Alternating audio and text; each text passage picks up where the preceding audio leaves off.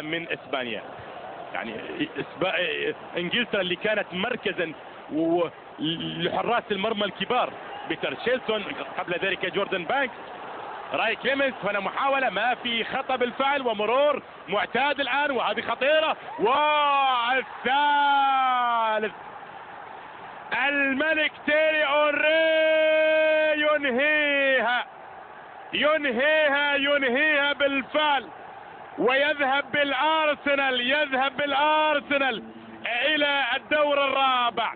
استقبال، شوف الاستقبال الله على الانطلاقة، وبعد ذلك المتابعة مع جيمي كاراجر والانطلاقة. يا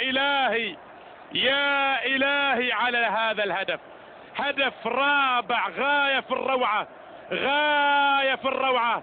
المرور، الانطلاقة من الأولى، وبعد ذلك الله، هو بالفعل